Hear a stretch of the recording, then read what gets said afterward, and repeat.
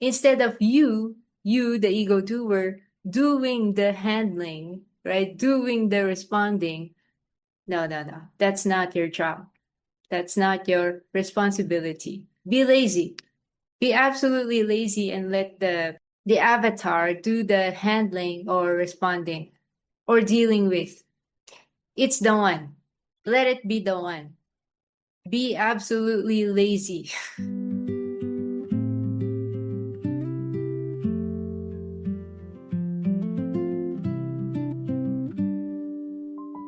I find that a number of qualities of a narcissist is applicable or similar to spiritual embodiment, you can say. It's just that there is no throwing away of integrity or harming or wanting to step on other people. Because the narcissist, it's always the case. It's always at the expense of other people. Like, I'm going to be abundant at the expense of others. I'm going to get whatever I want without care about values or morality. If I need to exploit or step on other people, no problem. I'm going to do it. Right? So the narcissist, that is its mode of operation. It's quote unquote goodness at the expense of the world or others. It doesn't want to be touched. It doesn't want to be expended, but it has no problem expending, again, other people or the world. And the narcissist is actually pretty lazy, you know? It just wants immediate gratification. It wants convenience, right? It's not convenient to think about values and morality and respect for other people. So they just throw that away.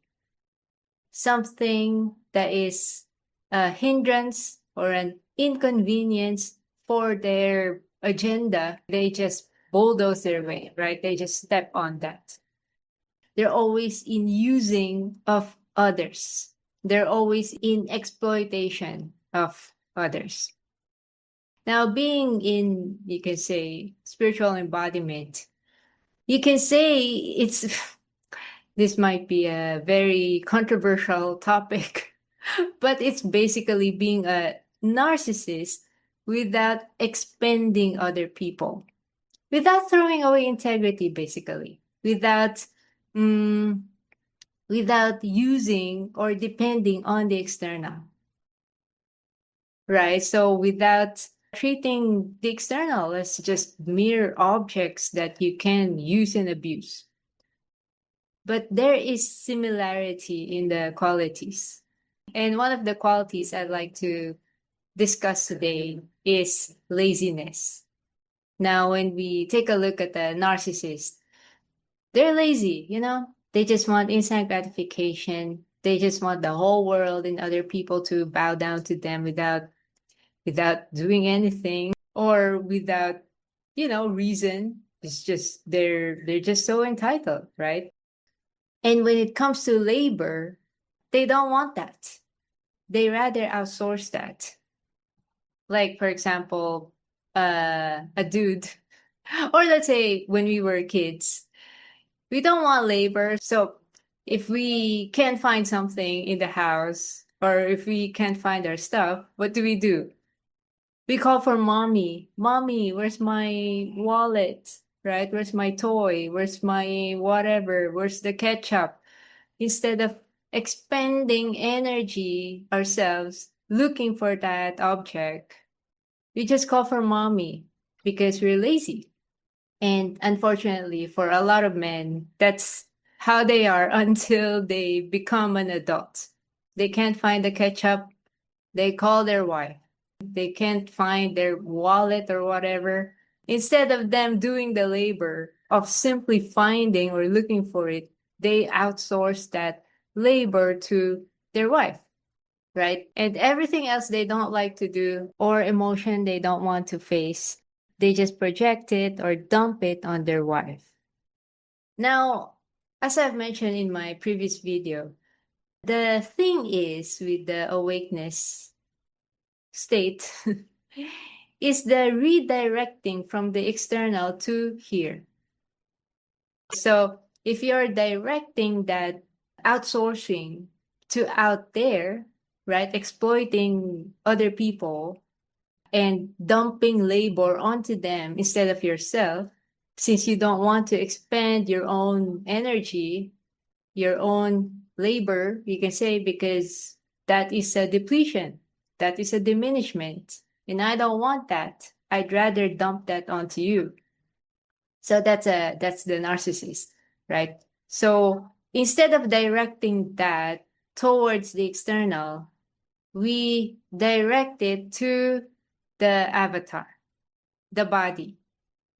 So labor, we funnel it here. You can say we rely on it. It's our interface. So from the manual ego doer, right? The fragmented manual ego doer who's in doership, who's doing very hard work and exhausting itself. And yeah, being the personal ego doer, instead of dumping, you can say, the labor onto that ego doer, onto that fragment, we direct it towards the whole. We rely on it, we depend on it, we allow it to be the one to do it. You can say it's freeing the hands of the ego doer and allowing the whole, the body, the vessel to be the one to enact that, to operate, to be the one in doing, you can say. Because we're so lazy, right? The ego doer, you can say that it's lazy for a reason, because it's not meant to be the one to do the work. Sometimes or perhaps most of the time, instead of finding wrongness about something, see the correctness of it, you know? Because it's telling you something. It's more of a mechanical feature than a kind of psychological failure or wrongness. Like, for example, the ego is in a place of notness, right? Not whole, not complete, not secure, not deserving, not worthy, not enough, not right, right? A sense of mistake, not belonging, etc. Now, if we see that as a mistake, as something to fix, something to resolve, something to get rid of, then we're gonna, you can say, spend a lot of time going in that cyclic self-improvement or self-healing or self-fixing. Because it's not a mistake. It's not a wrongness that the ego is in notness, because that's precisely its position. Its position is precisely the position of notness, because the position of yesness is contained by the whole. That's the whole's job, so to speak. It's not the job of the ego to be in yesness. It's not its job to go get there. That's why we're in suffering if we buy into that. If we go about that cyclic running after or chasing after something because we're trying to get away from that notness idea. And so if we see or if we recognize that that is how it is, that is the mechanics of it, there's no mistake. The ego is in notness, that's how it's supposed to be.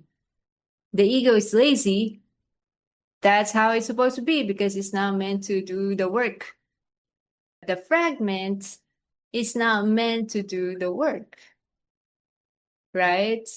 It's lopsided.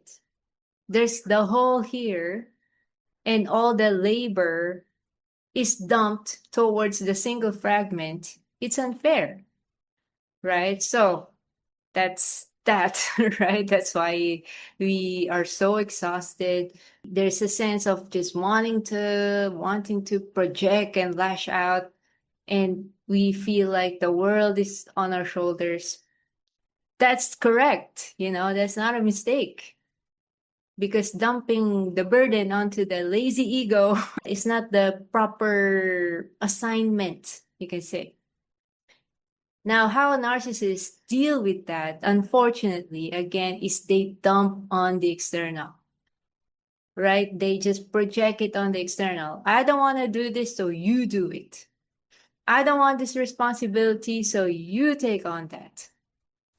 I don't want to be expended or diminished or do work, right? So you be the one. You do that. You be the one to be expended or diminished. That's not gonna be me. It's you. So that's the toxicity of the narcissist. They're onto something, right? But it's a misdirection. They are directing it out there. They have no respect or values or morality or basic human decency. Now, for the awake state, you can say, quote unquote, or the embodiment of, awakeness. It's about recognizing that in the avatar, recognizing that in the vessel. So you can say, instead of doing labor as the manual ego doer, it's recognizing that the vessel is already running. It's in here. Do it here. Meaning you let it be the one to do it. You let the whole do it. You let it be here, right? And you just join with it, you can say. Or let's say handling or dealing with or responding to a situation, to an unpreferred situation.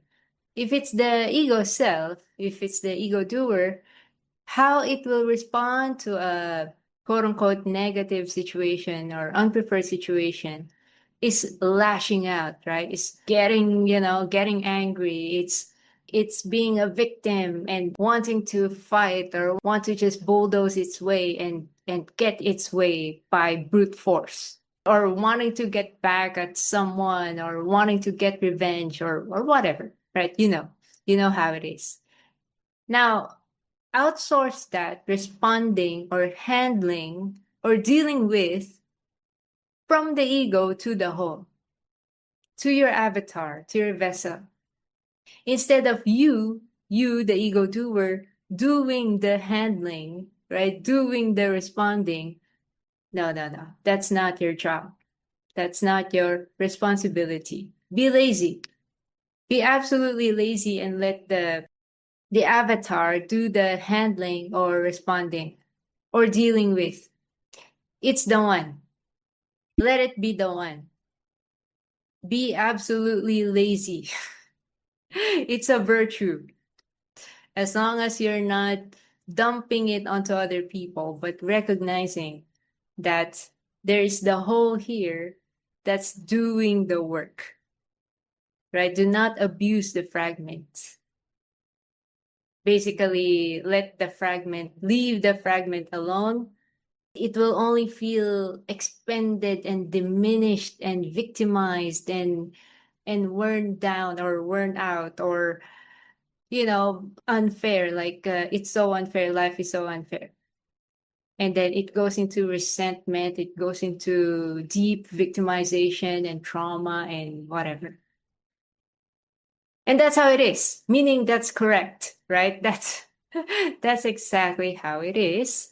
That's why we kind of wanted to just sit on the back, leave it alone, right? Because dumping stuff onto its hands, what we get is suffering. And being logical, being practical, we don't prefer suffering, right? If suffering is not our preference, then we recognize that which brings us suffering and cease doing that. So putting stuff or responsibility on the hand of the ego self, the false self, right, the fragment, only gives us suffering, then we cease that because suffering is not our preference. We recognize that which is more able, you can say, that which is more, quote unquote, effortless, more wise, more intelligent, more capable. This might be a weird analogy, but but what comes to mind is like, in using some AI programs, right? There is tokens. So as long as we still have tokens, we can continue generating, whether image or coding or whatever. The AI, the app will work. Now imagine the ego as having limited tokens, right? It operates in that sense of limitedness, right? So if we expand it, it gets so annoyed, right? It gets victimized. It gets defensive because it doesn't want to be diminished. It's in a place of limitedness. There's only so much. That's why for the narcissist, instead of expanding itself, it just wants to expand other people, right? Now, imagine that the whole, the avatar, the vessel, has unlimited tokens. So which one do you want to use, you can say? The ego mind, who's so defensive, who has a limited token, you can say. And it's in a place of ideas of lack or depletion or diminishment. That's the preoccupation of the ego, right? So it's very defensive, it's very protective, it wants more because it's not enough, etc. Or so do you want to use that, or do you want to use the whole who has unlimited tokens? And it's in runningness, you know. Whole equals isness, equals ongoingness, equals runningness. So life is in lifingness. Life is in eternal isingness or runningness or ongoingness. The whole is in alignment with life. Right? So the whole is in, you can say, is in isingness. It's not coming from a place of notness and, effortfully and strivefully transitioning to doingness. Now, that's how the ego is, right? It's notness, its base is notness. So it's like, it takes so much effort. It takes so much momentum or, I don't know, energy to start things or to do things. It needs something to motivate it, or it needs a reward. It needs some kind of candy, a treat or a reward to get its butt off to do, right? If there's no treat, there's no reward, there's no compensation, I'm not going to do that. It's a transactional thing. So it's pretty exhausting, pretty exhausting. It's separated, right? It's separated from life. It is that aspect which is in separatedness. It's in notness. Again, it's in notness. So instead of isness, ongoingness, yesness, it's in notness. It's turned away from that. So again, when you tune into the whole, to the avatar, to the vessel, it's like it's the one doing it, you can say. So the tokens is infinite. So basically what I'm intending to express is that, which do you choose? Which one do you choose to use if one is depletable and one is infinite? One has infinite tokens. Then you use the infinite tokens, right? So again, it's like being a narcissist, it's not wanting to deplete that, but using that which is, you can say, unlimited. That's why I've mentioned in my previous video that the ego is just too much suffering, to be there. It's like it's too costly. It's like a primitive engine or outdated machine that just costs so much, to just run, to just run it. It takes too much, right? It takes too much. And we are left to discover or explore or use that which is more effective, efficient, that which actually works. Another metaphor that comes to mind is water filter. For those who are unfamiliar, it's the water filter that you attach to the faucet, and it has containers, and each container does a kind of filtering. So the water passes through the containers, right? The stages, and what comes out is a cleaner, filtered water, right? So think of the body that way. It's like a filter mechanism, and what comes out is that which is more pure, more clean, more true, more true to yourself. And with regard to the water filter, there is that which is a mineral filter cartridge. If I'm not mistaken, it mineralizes the water. It adds mineral to the water. It's a component that reintroduces elements that are beneficial to us. And so think of the avatar, the vessel, as that, as a water filter and mineralizer. If you have it run through the system or go through the system, instead of just blurting whatever that the ego is thinking, right? If you allow yourself to sit back and allow the vessel to respond and use it, then what comes out of you is more true to your true expression and substantiated, right? Mineralized. It's like it has a substance to it.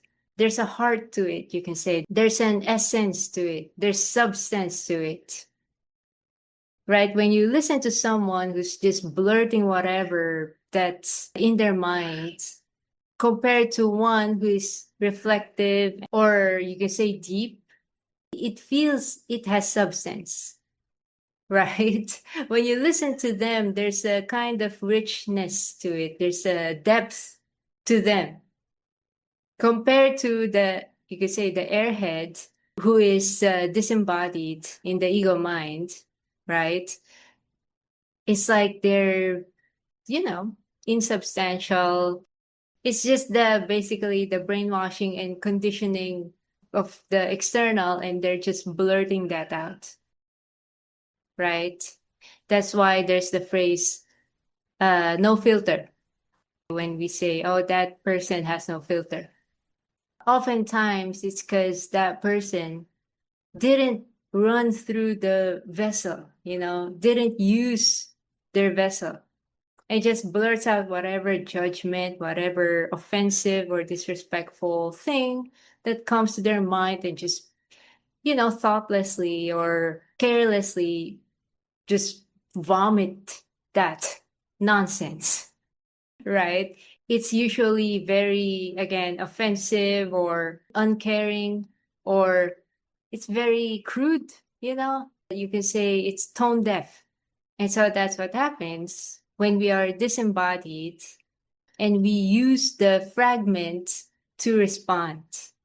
When we use the ego self, that separated self, to respond, to deal with things, to handle things, to take on the world, we're gonna be like that,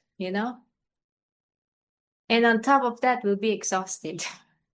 On top of that, it doesn't serve us too, because again, the ego self is depletable. It's diminishable. It's a fragment after all. How can the fragment possibly take on life, right? So life is taken on by the whole.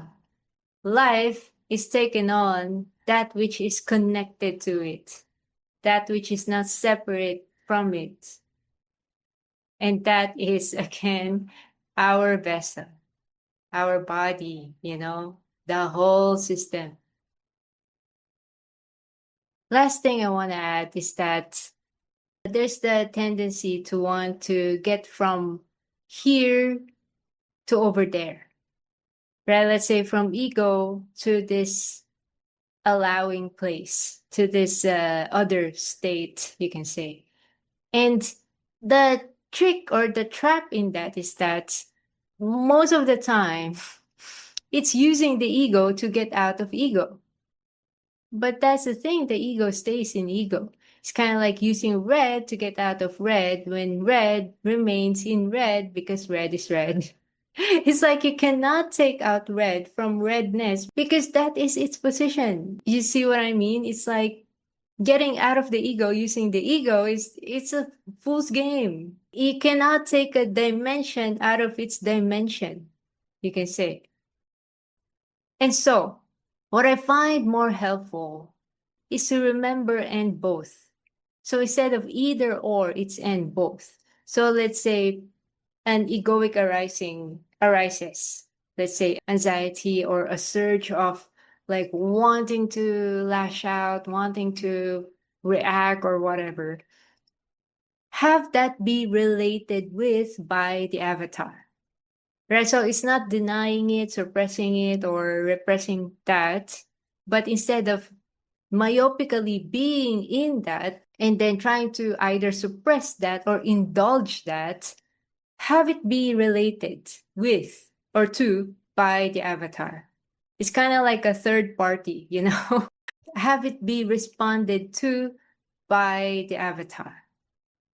So basically, the egoic arising becomes part of the circumstance, becomes part of the background, right? With the avatar as you can say, quote unquote, the main character. So you don't have to do anything with the egoic arising. Suppress it, deny it, and nag on it or whatever. Just sit back. Again, you're lazy, right? We're lazy here. We're all lazy here. Have the avatar respond to that or handle that instead. Right? So it becomes part of the situation. It's now not you, right? You're outside of it, which you always already are actually. It's just that when there's a myopic, merging or identifying with it, then we are fooled or we think that that is us. That is our whole identity. But when we are, again, when we are lazy, right, we allow it to be handled by or responded to by the avatar instead, then you'll find a different, you could say, outcome. If you're in a very heated situation or an unpreferred situation, then you'll be in a more empowered place, right? You'll be in a more or less, riled up place.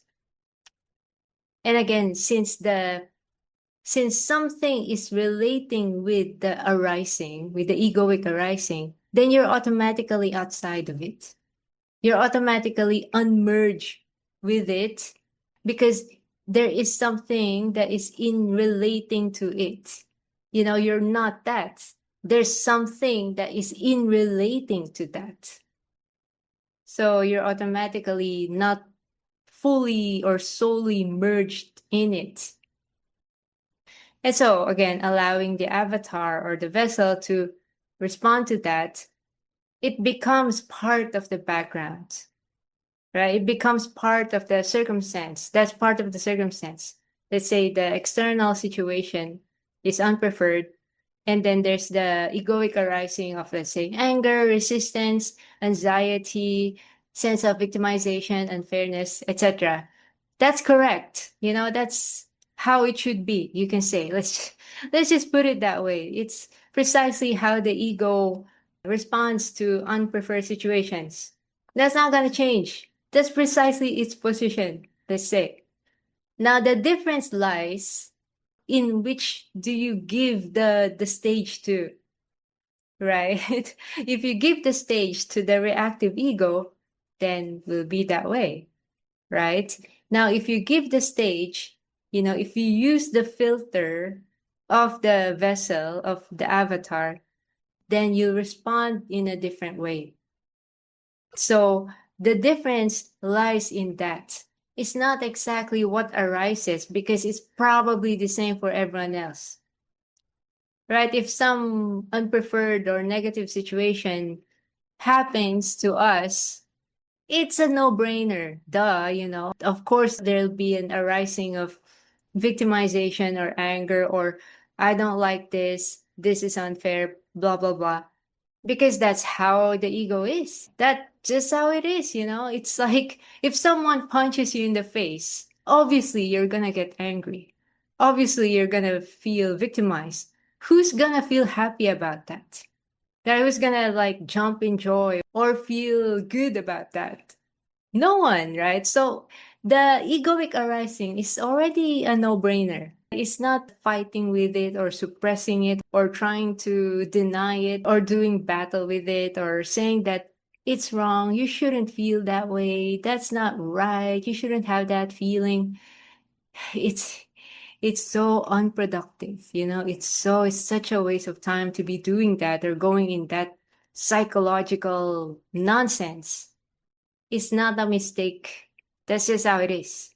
But the difference again lies in response, you know?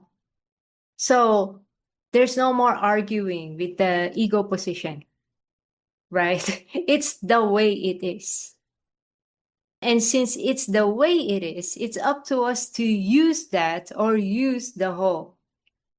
If we prefer that which is substantiated, that which is more true, that which is more intelligent, that which has quote unquote unlimited token, then we use this, right?